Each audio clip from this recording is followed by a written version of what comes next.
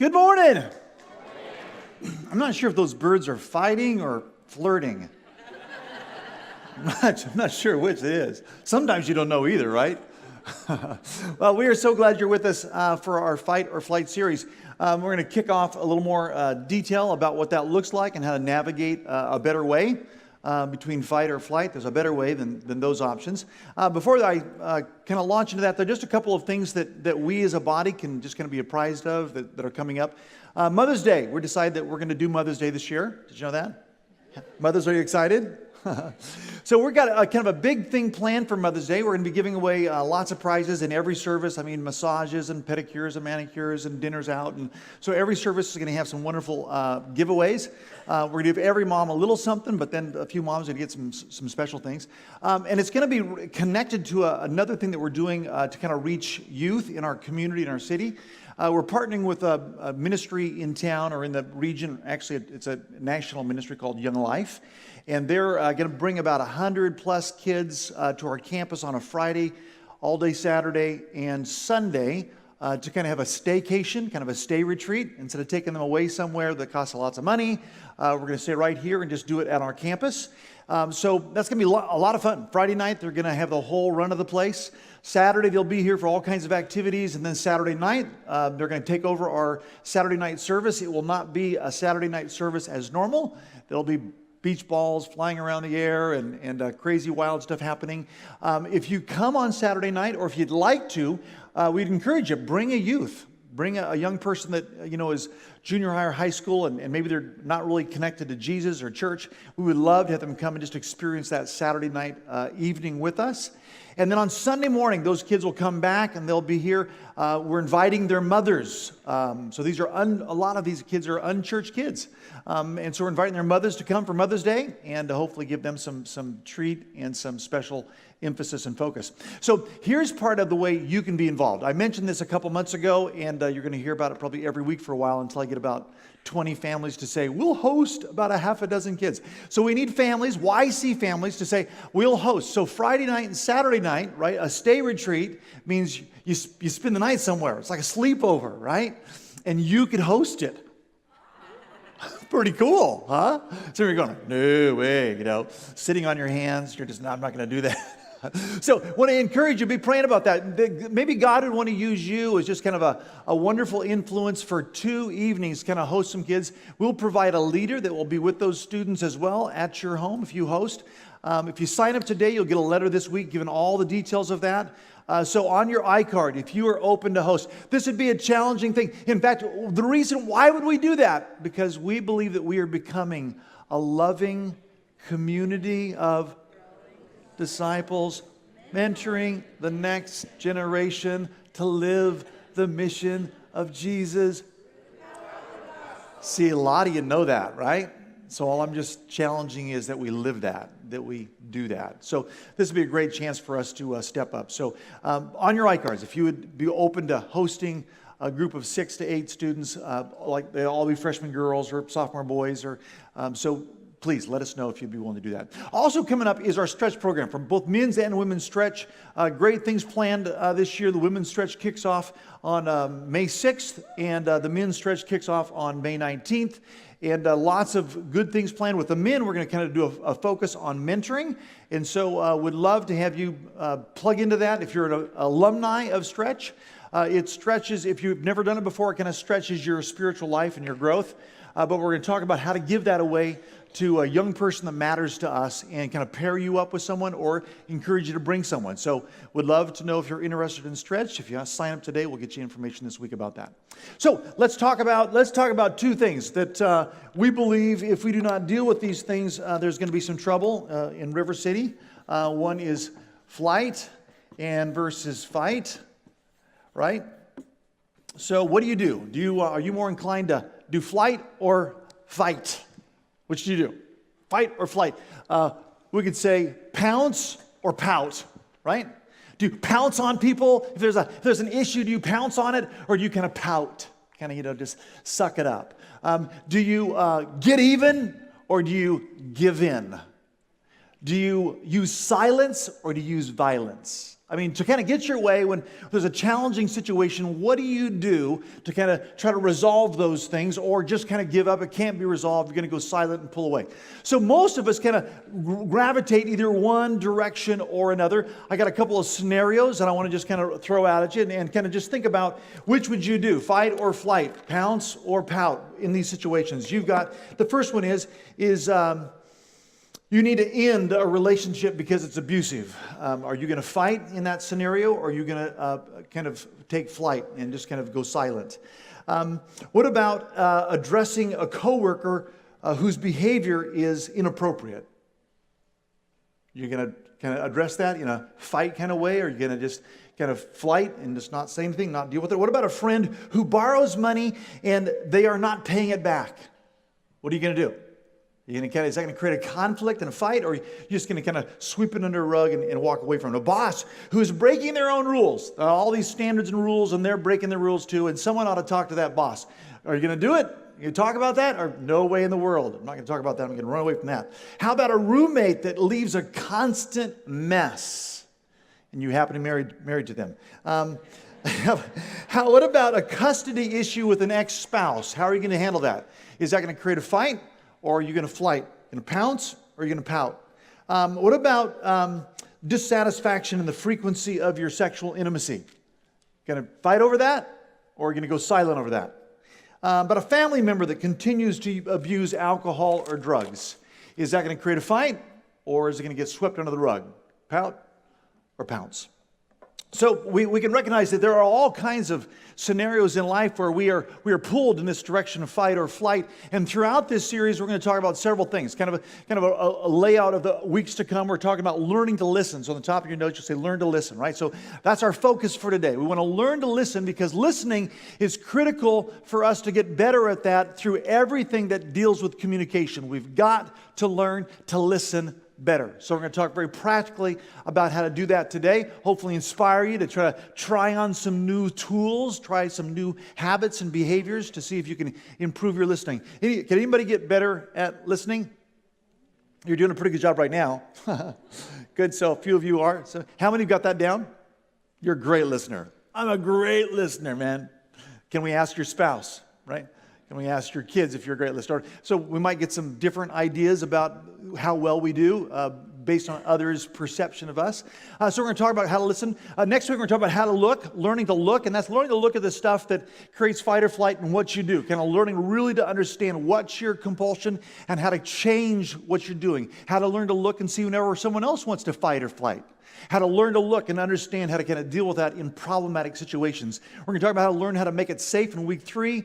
We're going to talk about your path to action, what creates your emotional turmoil, and how can your emotions can make matters worse in situations. Kind of understand how to manage that, work through that in week 4. And week 5 is how to keep it safe, how to keep relationships safe so you don't have to choose fight or flight. You can choose a better way. Today also, we want to kind of spell out an acrostic, the word active. So active listening is a critical thing for us all to understand how to do, right? If you know about listening, being an active listener, what is that? What are some things that are traits of active listening? Just kind of throw them out. What would active listening be like? What's that? Mirroring, paraphrasing, kind of paraphrasing back to someone. Excellent. What else would be active listening? Eye contact, yeah, beautiful. Yeah, kind of facing the person, eye contact. What else? Putting your phone down. That's nice. That's very active, right? Very active. Usually there's a lot of too much action going on in listening and not enough active listening. Yeah. Body language. Kodak did a study lots of years ago when Kodak actually was in existence. Does anybody not know what Kodak is? It's kind of, they kind of fell away, right? They did not jump on the digital bandwagon and kind of lost their footing. But Kodak did a study on communication. They found that only 5% of communication was words. The 38% was body language, was tone of voice, and 55% was body language. And so literally our body language, our posture around people is active listening. And so we're going to talk about active, how to be a better active listener today. So as we do that, the first thing I want to just kind of point out to you is that we have to accept. So the first little word with that is just simply accept. Accept the fact I'm not going to write this all out. It's actually in the bottom of your notes. But accept the fact that this is not easy. Accept the fact that this is not easy. How many were here for Easter? Anybody show up for Easter? We had a great time, didn't we? Was Easter fun? Outside, it was so cool, kicking off this little series.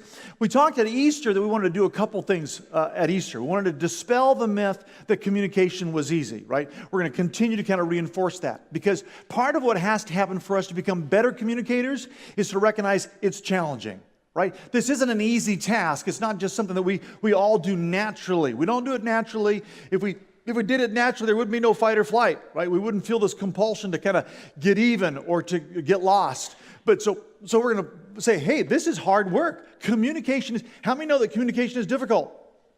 Literally every time you communicate, this is not in your notes, this is extra credit stuff. Every time you communicate, there's one of 5 messages that can go on, right? There's what you wanted to say. There's what you did say. There's what the other person heard you say. There's what the other person wanted you to say. And there's actually what you said, right? Every time you communicate, there's lots of ways that it can get lost in translation, right? Because listening is more than just one person talking, it's 2 people interacting. So we want to talk about how do we kind of understand that better? How do we get to the heart of what communication is all about? You think about this, I just think about some things about communication that are challenging, that make it challenging, right? When someone's doing something, there's body language there. Like, for instance, whenever a woman is eating ice cream out of a carton, you don't ask her how she's doing. Right? And that's just something I learned about, communication. You just got to be careful about that. Oftentimes when a woman will say, "What?" It's not because they didn't hear you, right? It's because they may not agree with you. And so sometimes just tone of voice can kind of change the implication of that. There was an English teacher that asked her students, if I say that I'm beautiful, what tense is that? The student said, past.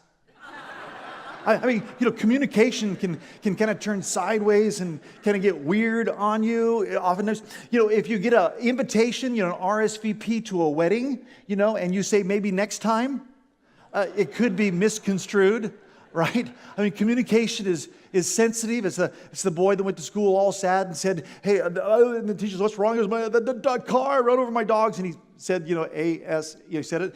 And the teacher said, "Don't say that, say rectum." And he goes, "Rectum?" It killed him, right? I mean, communication is hard, right? Words mean different things to different people, and oftentimes it can get lost in translation, and we go, what did that mean? So we got to just kind of back up a little bit and say, we got to accept the fact that communication is not easy, or we'd all be good at it, we'd all still be married, right?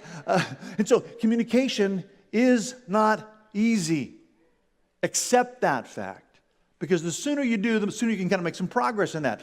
So if we think about communication today, there's several things we want to do. One, we want to learn to listen. So kind of a spiritual backdrop to this. James, the brother of Jesus, in James chapter 1, verse 19, first verse, top of your notes. James says, "Dear brothers and sisters, take note of this.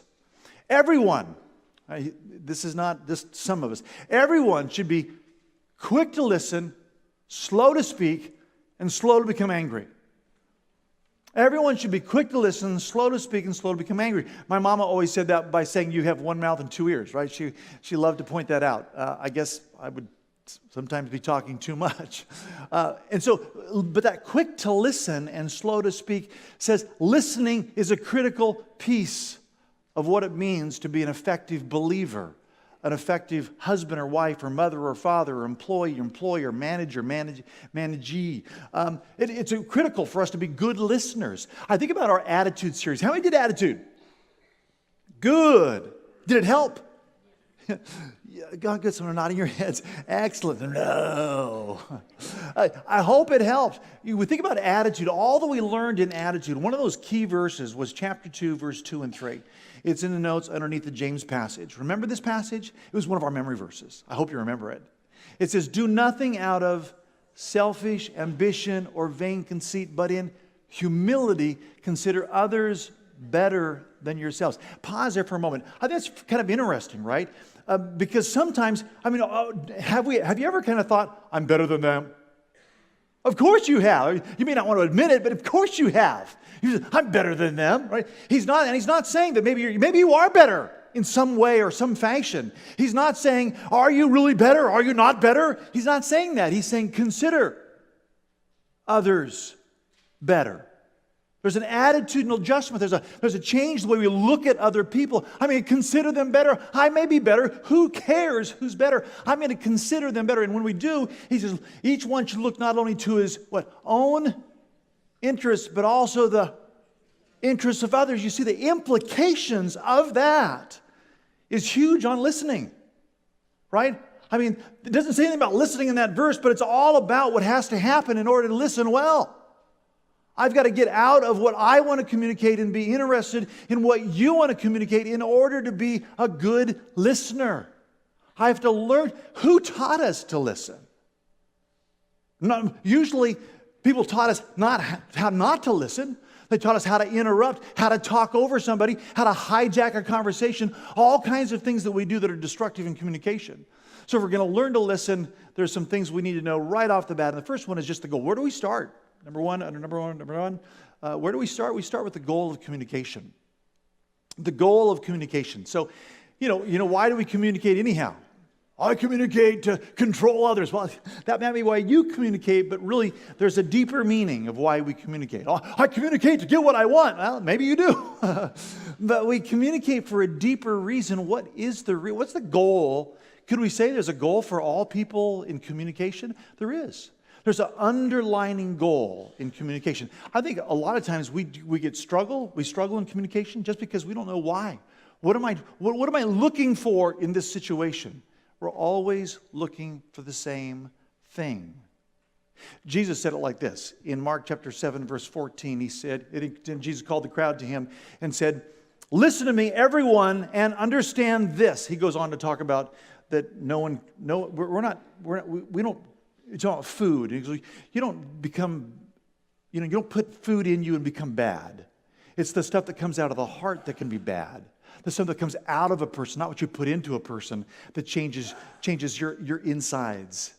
Your food's not going to change the spirit. It might make you unhealthy in some other ways, but it's not going to change your heart. But what comes out of the heart is really what makes a person behave poorly or good or evil. The good man brings good things out of the good stored up in his heart. So that's the context of that. But he says, Jesus knew that listening and understanding were two different things, right? You can listen to someone and go, "What did they say?" Right? Sometimes you hear a sermon, you walk out going, "Oh, what was that? What did they say there?" Ever been to church and walk out wondering what in the world that was about? You may have listened, but you didn't understand. Jesus is saying there's two things are critical. You have to listen, but also understand this. I wanted to go deeper than just hearing the content. I want you to understand the message. In 1 John chapter 5, verse 20, it says, and we know that the Son of God came so we could do what? Recognize, and there it is again, circle the word understand. Understand the truth of God. I mean, God said the reason I sent Jesus is so you can begin to recognize truth and understand the truth of God. Right? I mean, some of us wouldn't recognize the truth if it came up and slapped us in the face, right?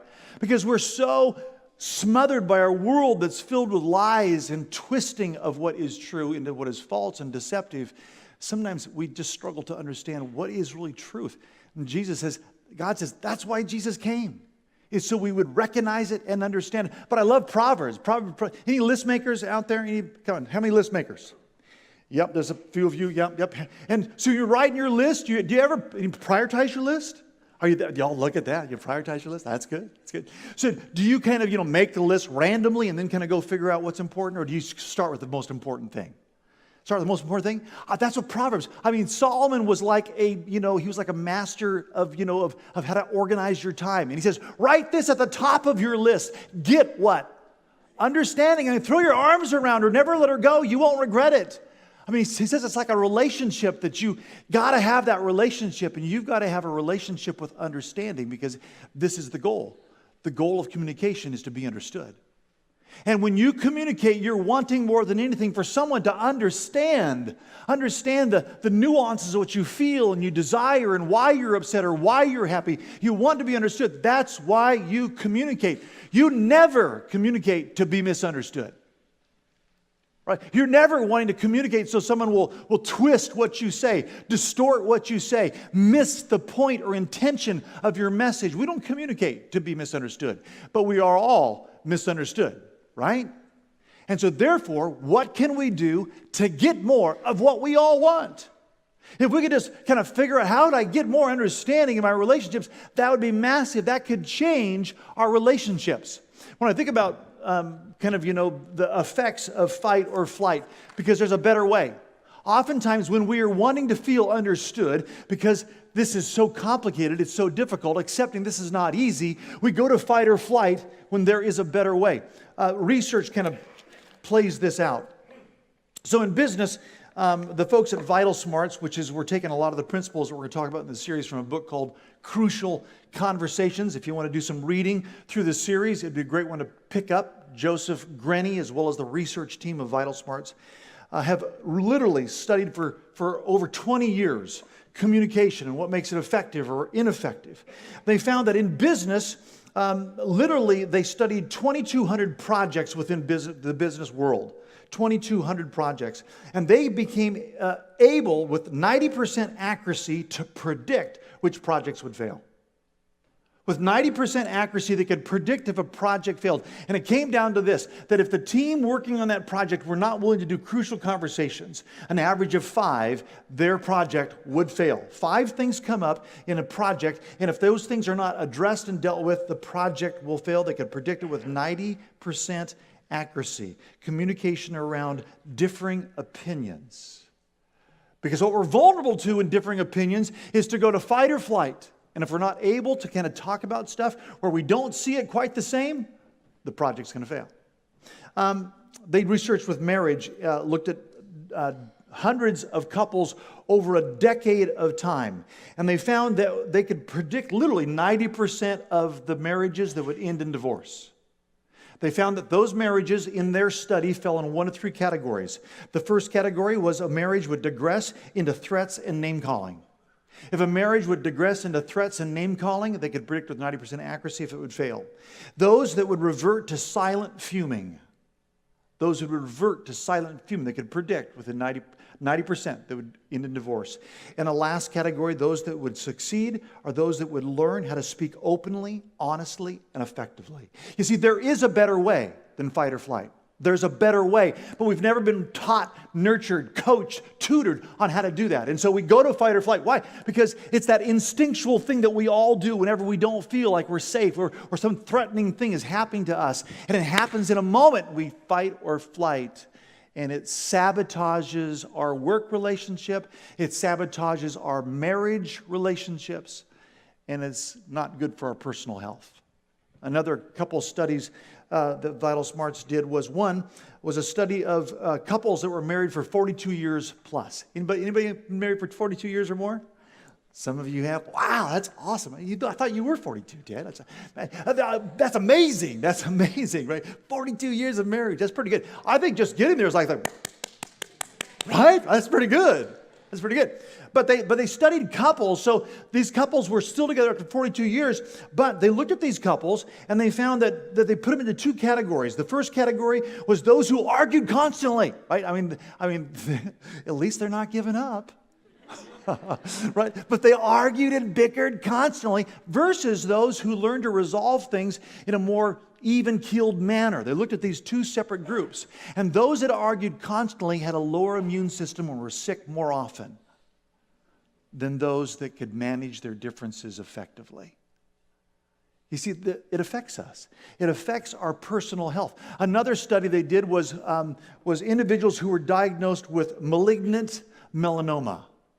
So they've gotten a death card. They've been diagnosed with malignant melanoma. This is a chronic situation. This is a situation that's going to be devastating and take their life if it's not dealt with, if something doesn't happen. They took both of these groups and they divided them into 2 categories. One group they did nothing with. They just, they went along their normal medical treatment. The other group, along with their medical treatment, they added one thing. They gave them 6 weeks of training on how to communicate better. So that's all they did different. 6 weeks of training on how to communicate better. 6 weeks, a pretty nominal commitment, you might think, right? 6 weeks is all. 5 years later, the group that had the 6 weeks of training had a 9% mortality rate. 9% of them died. The group that had no training, 30% of them succumbed. A 2/3 less mortality rate on those that had some minor training about communication. You see, whenever it comes to life and relationships and our health, communication is vital. It's critical that we know how to communicate what's going on inside of us. Because if we don't, it becomes toxic, stressful, and it begins to eat away at the fabric of our relationships and our very own personal health. Your communication is vital for your well-being. We have to find a better way. When we recognize that need for a better way, begin to kind of think about, well, what would that look like to begin to have a better way? Well, certainly we have to kind of look in and say, I need to get understanding. The path to understanding is pretty simple, really. Simply said, but not simply done. The path to understanding is good dialogue and good listening. Good dialogue and good listening. You know, that in relationships, communication is a two-way street. It's not just that I communicated something. George Bernard Shaw said, the single biggest problem in communication is the illusion that it has taken place. That's the single biggest problem. Because we think, I said it. I said exactly what I meant. I told her how many times, I don't know how many times I've told you. We say those things, right? We think that because we've spoken, communication has happened. So the speaking part is only part of the deal. Speaking part, really, the meaning of words is owned by both the sender and the receiver, and there's got to be an exchange of that information for communication to be true, genuine, and effective. It requires dialogue, two people interacting over information. In the material, in the book Crucial Conversations, they talk about the fact that in all interactions we have a pool of meaning that we all contribute into. And when both people or a group of people put into that pool of meaning, there's a greater sense of understanding. There's a greater sense that we can make healthy progress in whatever it is. Why? Because you might have some information that I don't know about, and you put that into the pool of meaning, we all get better. But in violence, we try to force our information into the pool of meaning. We try to cram our information into the pool of meaning, and typically people put a lid on that because they don't want to be forced to hear your perspective.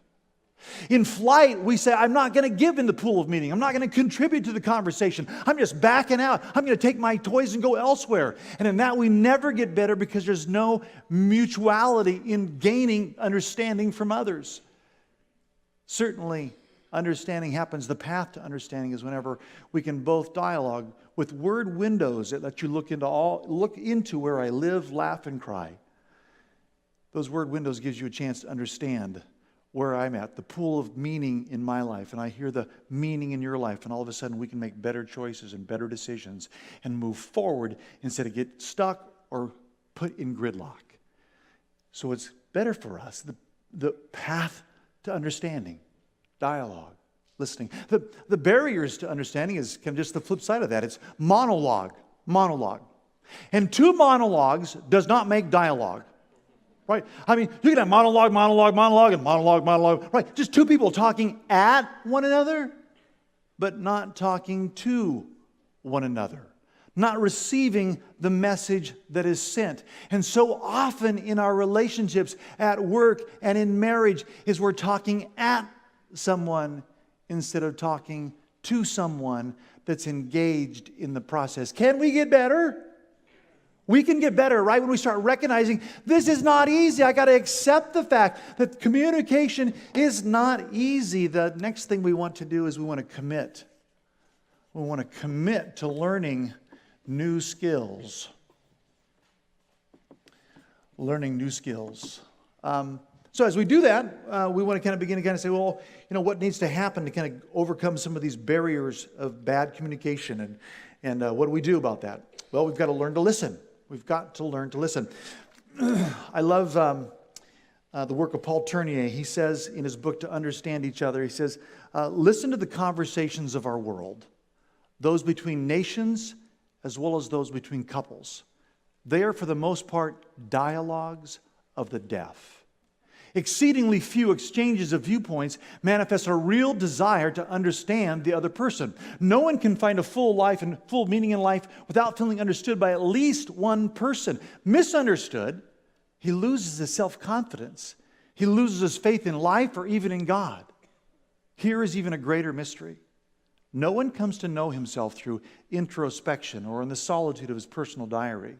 He who would see himself clearly must open up to a confidant, freely chosen and worthy of such trust. This may be a friend just as easily as a doctor. It may also be one's marital partner. I mean, I love that, right? Because you and I, we've got to say, I want to understand the message you're sending.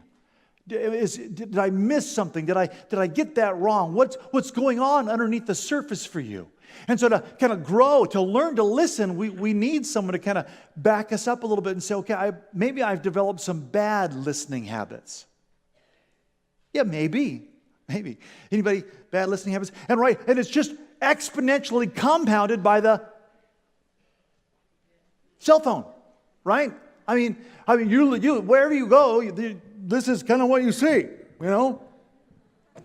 People are bumping into all kinds of stuff, because they're just on there. So it's exponentially complicated. You'd think that this would be a really good, helpful thing, right? I love texting. Texting's great, Texting's a wonderful way to be misunderstood. Yeah, it's a wonderful way to ineffectively communicate what you really mean. And so just using that tool can really mess up communication. Because why? Accept the fact that it ain't easy, and it's compounded by this thought that we can make it easy just by giving you a quick text. I can send an emoji and you got my feelings. Maybe, maybe not. How do you interpret that grimace, right? Maybe it's a jestful grimace. Maybe it's an angry grimace. I'm not sure, right? There's more to it than just what our culture tends to tell us we can do. We can communicate easily, yes, but we cannot communicate effectively, easily. That takes work. That takes attention. So what are some of the things about that? So thinking about some of the levels of listening, there's all of us do these. So think about these habits. Do you have any of these bad habits? One is just not listening. No, that's hardly even counts, right?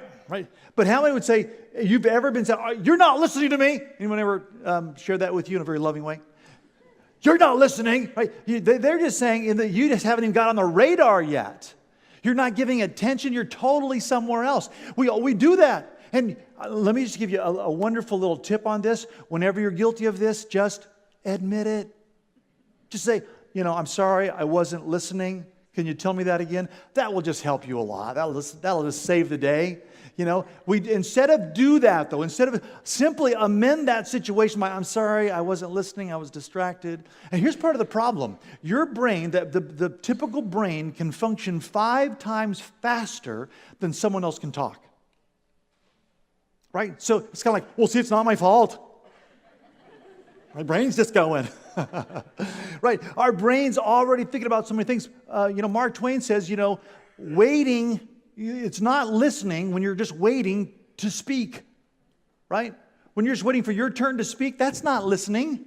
Right? You might be quiet, you're not saying anything, but now you're all geared up and you're going to speak. Right? That's not listening. And so if we don't recognize, wow, I was not listening, just own it. But we don't do that. We do the second thing. We pretend to listen. Right? We're like, they're saying something and like,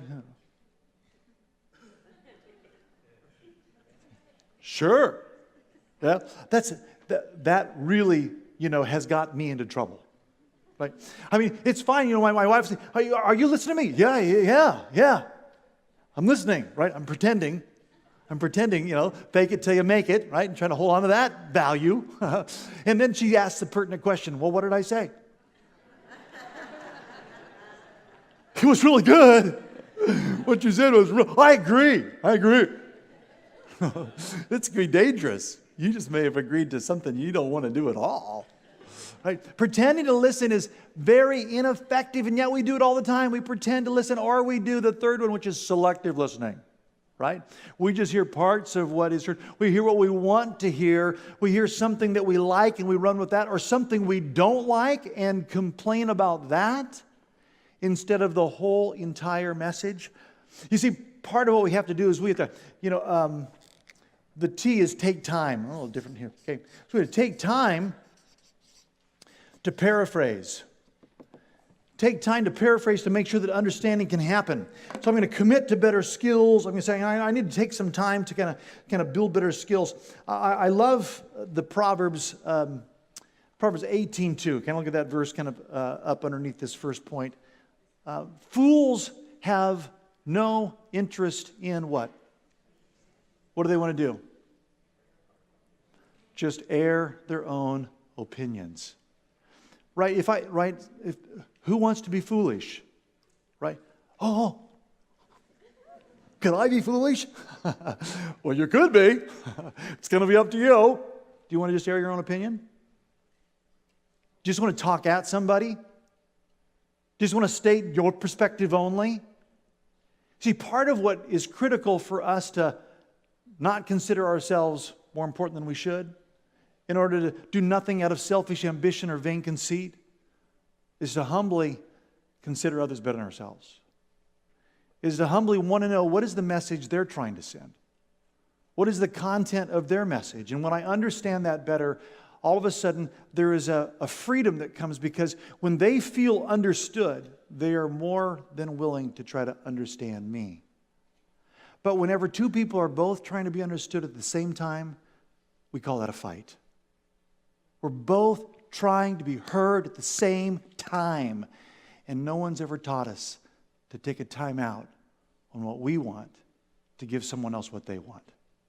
When we learn to do that, the church is being the church. The church is understanding at the most practical level, Jesus wants to invade the space of our hearts and minds so we can begin to say, tell me more about that. Are you saying, and we repeat back to them the message that we thought we heard. Oftentimes that little tool all by itself can bring revelation on whether or not it was accurate or inaccurate. Someone said, I know you believe you understand what you think I said, but I'm not sure you realize that what you heard is not what I meant. Did you get all that? I know you believe you understand what you think I said, but I'm not sure you realize that what you heard is not what I meant. You see, I got to accept the fact that communication is not easy. I need to commit to say, I want to learn new skills. I want to take the time to simply try to listen to what you're saying. I want to inspire understanding this. I had ensure, but it's going to be inspire. I didn't tell our presenter to do that because I put I, like insure, like insurance, should be E. I had to change that. So it's inspire understanding. Talk about communication, right? Inspire communication in that paraphrasing. I love hearing someone. I remember when the first time I understood the power of checking out the other person's message. I was visiting a church in Chicago that's just does stellar work. And I remember being in multiple environments, 20,000 people in this multi-complex deal, 5,000 people at a conference, people moving around. And I overheard multiple staff communicating with volunteers. Now, tell me what you heard me say we needed to have done in this room. What were they doing? They were trying to ensure that understanding was happening. They tried to, and for me it was inspiring. It was inspiring to hear someone in that situation saying, okay, did you get what I said? Yeah. Prove it to me, right? Tell me what I just communicated. Did you get the message of what needed to happen here, right? In the details of life. If the details of life, we need to make sure it happens, right? What about the emotions of life? What about the things that you and I are passionate about in life? It's inspiring to hear someone be selfless enough to try to make sure they understood what you said by saying, are you telling me that? And they give back to you the heart of what you said. That's inspiring. Why? Because it means someone really wants to understand me rather than just pretend to listen and move on.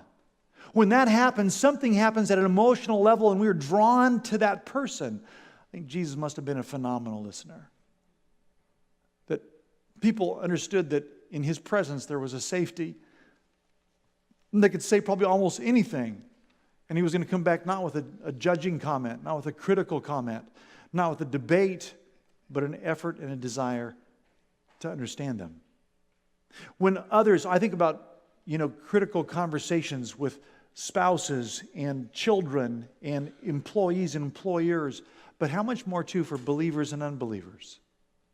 That we would have relationships where we could talk about what are the barriers to them coming to faith, and we could have that kind of dialogue in a way that would draw them in and know they matter, and that their thoughts and their questions and their doubts and their concerns and their misbeliefs matter. That someone would want to hear that and understand that. I believe when the church is doing its job, we are great listeners and we give away the compassion of Christ. How's your listening? I want to invite a friend of mine up. We're just going to try to do these. We're going to inspire listening through paraphrasing. We're going to talk about validating the message, and we're going to talk about empathizing with the message. So would you welcome my friend David Whitmire? Yay, thank you, David. Hey, bud. So I asked David if he would simply find in his world something stressful. See, maybe you could play next time, right? And so that's all his assignment is to find something stressful and tell me about it. And so I'm just going to try to do these three things. I'm going to try to paraphrase to make sure that I'm hearing whatever is stressful in his world. I'm going to try to validate what he's telling me. Validation is really just telling someone that what they're sharing makes sense. It's valid. It's valid that you would see it that way. It's valid that this would be stressful. It's valid that whatever, you'd be happy or you'd be sad. It's valid. There's validity to your message. We all want that. There's something you need to know about validating someone. It doesn't mean you agree with them. Sometimes we rush to disagreement. But I don't agree with that. You don't have to determine and declare you don't agree. Start with just validating their side of it. Help them to feel understood, and then you can talk about the parts that you don't agree with. So just make sure you got the message right, to paraphrase that, to validate the message, and then to look for what is the emotion underneath that message.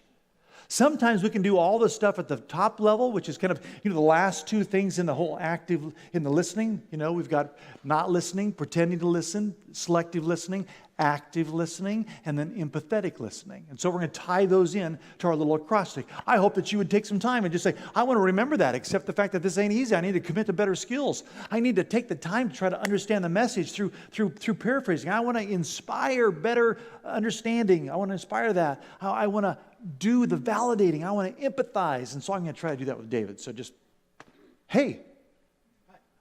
How you doing, man? So, what's going on for you these days that's kind of in that challenging arena? Well, there's a situation that has happened in the last week that is kind of stressful. We have this dog, and it bit somebody. Wow. So, you have your dog bit someone? No. Oh, I thought that's what I heard, right? Okay. So tell me more. What do you mean? It's my son's dog. Ah. And we're taking care of it for him. So your son's dog. Yes. And you're taking care of it for him because he can't take care of it now? He is on deployment. Okay. He is out in the ocean somewhere. So he's deployed with the Navy. Yes. And he said, Dad, take care of my dog. Yes. And sure, you love your son. That's why I did it. Don't know if you love his dog, but you've got his dog, and his dog has bitten someone. Yes. Wow. The dog has been aggressive towards just several people. Mm-hmm. It's normally a very nice dog. Yeah. But it's aggressive toward several people, and it bit one of them. Wow. So that has to be kind of a fearful, stressful situation. Well, it was. I was at work. Day was going fine. I got this distress call. We're upset. Dog bit someone. Wow. And so how did that unfold? So we had, my wife took the person to the ER. And she was very upset, the person that got bit. Yeah. And the ER said that because you came here with a dog bite, we have to make a report. We have to inform the police. Dog Protective Services. Dog Protective Services. Wow. So literally, they're saying the police are going to come knocking on your door? Yes, they said the police would come and make a report, and my understanding is that you have to quarantine the dog for 24 hours after the incident. Wow. So So did that happen? Did the no, police come? it did not.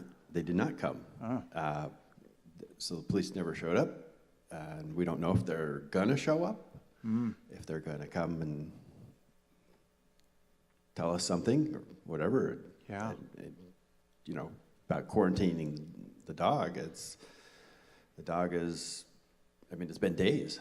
Yeah. So So it sounds like that's just increasing the stress that you've got your son on one side, you've got now the police on another side, you've got the dog in the middle, and you kind of don't know what's going to happen to the dog. And so at any point, something could take a turn for the worse for the dog or for the person. well, I mean, I don't. That was one of the things that I was fearful of, was how my son would react, because this is like his kid to Yeah. him. This is his kid. He Yeah. wanted to make sure that this dog was taken care of right and not ignored for the 6 months that he was going to be gone. So How'd that go? Did you talk to him? I did. He's on the other side of the world, so he was asleep when this happened. So I sent him a message and said, "Call me. The dog bit someone." Love Dad. Love Dad. I didn't write that part. No. Love the dog. Wow. And so, So- were you able to connect with him? And I did. Fortunately, he was in port, and so I was able to actually call him. He called me, Yeah. and we talked, and he wasn't upset, which I was happy about. He wasn't angry. He just wanted to make sure that things were okay, and that the person was okay, and that we'd follow the right procedures. wow. So your communication with your son probably brought some relief, because at least he's not kind of Yeah. disagreeing with something. He's kind of understanding what's and, going and on. not upset with me. Yeah. Yeah. Very, very good. That's gotta feel stressful though, throughout the whole thing, that you love and care for your son, you're trying to take care of his dog, bite someone, what's going to happen? Is the police going to come get the dog? It's got to be stressful. Yeah, it is. I mean, I don't want anything to happen to his dog because, Yeah. as I said, it's like his kid. Yeah. And we don't know if the police are going to show up again or ever. Right. It's fine if they don't. Yeah. Flight. I hope they just flight. We'll stay there, but Yeah. they go by. Wow. Wow.